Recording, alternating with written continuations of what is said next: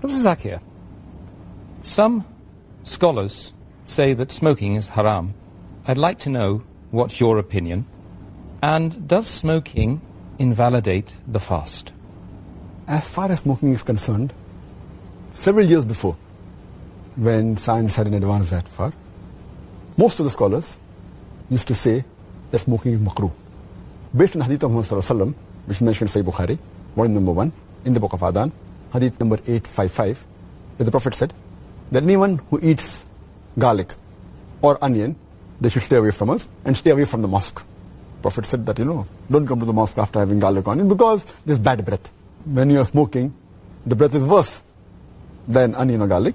So based on this hadith, therefore garlic and onion doesn't become haram, it was makruh. So based on this hadith, scholars give the fatwa that smoking is makruh. But now, after science has advanced, we have come to know that smoking is nothing but it's a slow poisoning. Tobacco in any form, whether smoking, cigarettes, whether bidi, whether tobacco and hookah, whether chewing tobacco, all forms of tobacco contain nicotine and tar. And we know it's nothing but slow poisoning.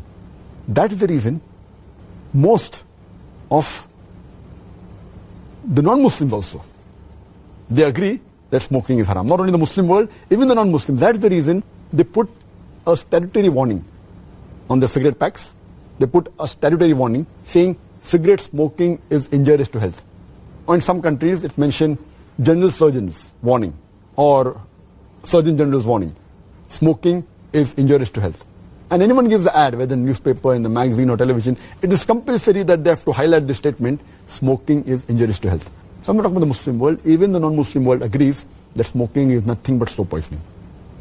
And today, according to statistics, the World Health Organization says that every year more than 4 million people die only because of smoking. And if you count the other forms of tobacco, it will be much more. And today medical science tells us, and even I had learned when I was doing my medicine in the medical college, that more than 90% of the lung cancer deaths are only due to smoking, whether cigarette or bidi or whatever it is. 25% of the cardiovascular deaths are only because of smoking. 70 to 75% of bronchitis and related deaths are only because of smoking. Smoking is nothing but slow poisoning. It blackens your lips, blackens your gums, your fingertips, it damages your lips, it damages your esophagus, it damages your stomach, and it can cause constipation, it can cause loss of appetite, it can cause loss of libido, your sexual power gets suppressed, it can cause immunity to the drugs you take, and it reduces the defense of your body. And you can only give a talk on why smoking is haram, and I've given a talk on dietary laws in Islam, and I've covered this topic in detail. Time doesn't permit me here. But based on all these various research, there are today more than 400 fatwas. The majority of the scholars, they agree that smoking is haram, and all form of tobacco is haram. There may be certain scholars of certain countries, including this country where I come from, India, they say it is makruh yet. But most of the scholars, otherwise, throughout the world, majority of them, they agree that smoking is haram. Allah says in the Quran, in Surah Araf, chapter number 7, verse 157, that you follow the prophet, the unlettered prophet who's mentioned in your law and scriptures. And further it says that this prophet asks you to do things which are good for you, tayyib for you. So take what he gives it to you, what is lawful and good. And he prohibits things which are khabith, things which are unlawful, things which are bad for you. So what a prophet gives, what he gives you which is good, take, and he prohibits the things which are khabith, unlawful, you have to abstain from it.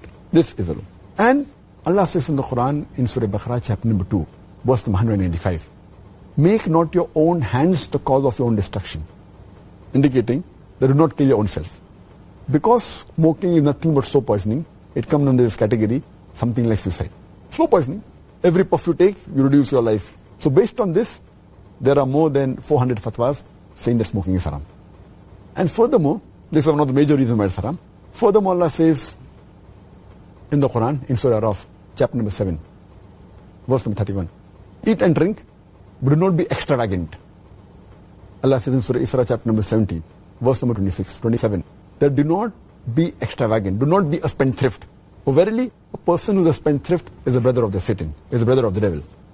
And we know that when we smoke, it's nothing but extravagance. It's nothing but taking a pound note or a few pounds, or taking a dollar note, the green dollar bill, or a pound, and lighting up with fire.